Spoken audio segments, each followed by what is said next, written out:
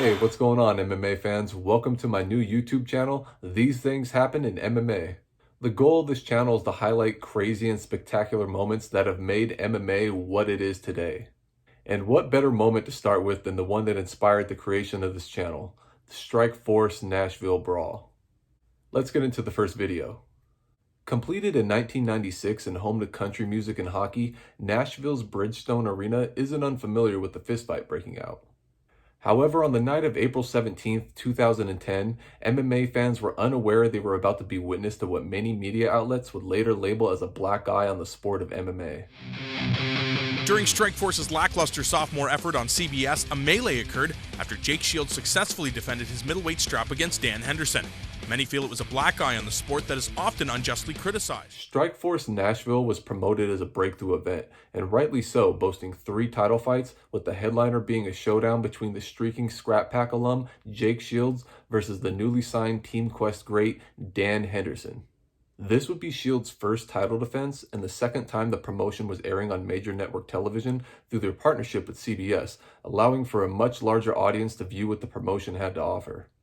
Coming into this fight, Jake was 24-4-1, riding a 13-fight win streak and beating names like Dave Monet, Yushin Okami, Carlos Condit, Mike Pyle, Paul Daly, and Robbie Lawler within this stretch. Dan was already considered a legend of the sport at this point in his career, holding a record of 25-7 and having wins over other legends and pioneers such as Carlos Newton, Antonio Rodrigo Nogueira, Renato Sobral, Renzo Gracie, Murillo Bustamante, Rio Chonen, Vitor Belfort, Wanderlei Silva, and Rich Franklin. My goodness.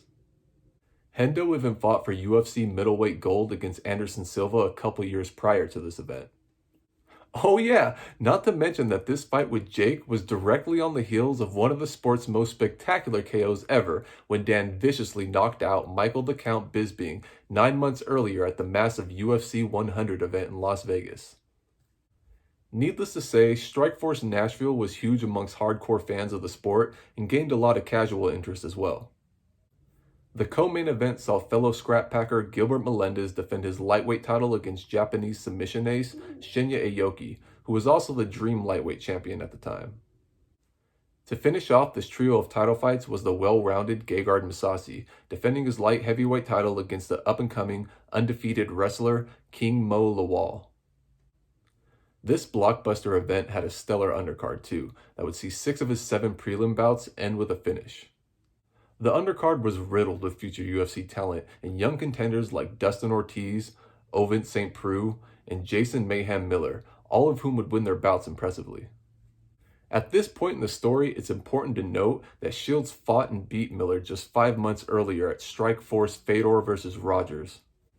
The two fought for a vacant title after then-champ Kung Lee left it behind to further his career in Hollywood. But put a pin in Mayhem Miller, we'll come back to him later. As an additional note, Strikeforce Fedor vs. Rogers happened to be the first televised event on CBS for the promotion and had an average viewership in the 4 to 5 million range. Now, the steady momentum that the prelims built throughout the night would soon be halted by the upcoming title bouts, seeing all 3 reach the judge's decision. King Mo relied heavily on his wrestling and grinded out a victory over the Moose, winning 49-45 on all judges' scorecards and became the new light heavyweight champion. El Nino would use his boxing to control his fight, while negating most of the grappling that Aoki threw his way to easily retain his lightweight belt, winning 50-45 on all scorecards. After 2 dominant 5-round decision wins, the feature bout of the evening would finally arrive. Hendo would make the fight competitive early, delivering an H-bomb that would drop Shields in the first round. However, it would be downhill for Dan as the fight continued. Shields would regroup in rounds 2 through 5, using his grappling to win the contest 49-46, 49-45, and 48-45 to retain his middleweight belt by unanimous decision. After the fight, the crowd wasn't exactly the most enthusiastic bunch after watching what was mostly one-sided fights for 15 rounds. Oh, but little did they know that the Just Bleed gods would answer their call in the form of Mayhem Miller. Yep, that's right, the same Mayhem Miller that fought earlier in the evening and the same Mayhem Miller that fought Shields 5 months earlier. During Jake's post-fight interview inside the cage, Miller took it upon himself to try and line up his next fight by hijacking the interview and repeatedly asking, The crap out of the worst ever beat that first round. Where's my rematch? The series of events that unfolded next shocked the millions watching at home, along with the thousands in attendance.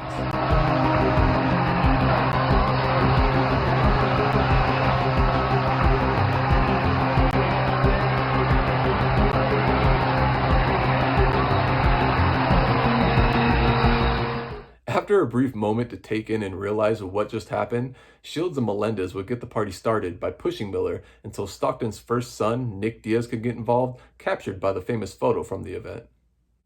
As a result, the Scrap Pack would live up to their name and a brawl would ensue on live national television for what felt like an eternity at the time, until members of the commission and Dan Henderson's team could get in there and break up the scuffle. Now, keep in mind that this is 2010 and a sport that's only 17 years old at this point.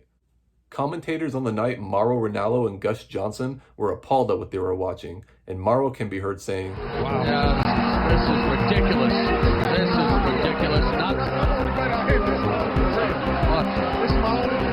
Yeah, my gosh." Then Gus hits us with one of the best MMA quotes of all time, along with the name of this channel. What he says after that is pretty hilarious as well. Sometimes these things happen in MMA. A lot of testosterone in the cage. Gentlemen, we're on national television. Gentlemen. A lot of testosterone indeed. Now, no one would get seriously injured and most everyone involved would apologize after in interviews. However, the damage had been done, resulting in CBS deciding to end their business relationship with the promotion because of this incident. Although this was a big blow for the company at the time, that wouldn't stop CEO Scott Coker from putting on many more amazing events with Showtime until the UFC absorbed the promotion in 2013. The black eye label and negative impact that this would leave on the sport of MMA would be relatively short-lived, only lasting a few years or so before ultimately being embraced by fans as just something that happens in MMA sometimes. Well, there you have it, the tale of the famous Nashville Brawl that will forever be remembered by MMA fans. I linked some post-fight interviews and related content down below for those that are interested in taking a look. Please like, subscribe, and leave a comment down below with a topic you'd like to hear me cover in a future episode. Thanks for watching and supporting my channel.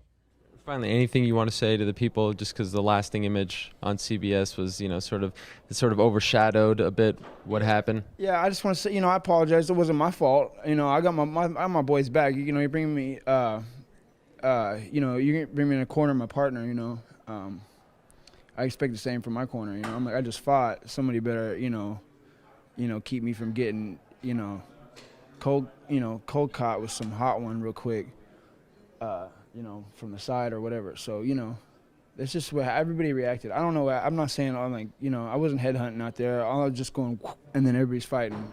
I'm just protecting myself and my partner. So that's all I know. But I apologize. It's not like we're out there, trying to keep it gangster or whatever.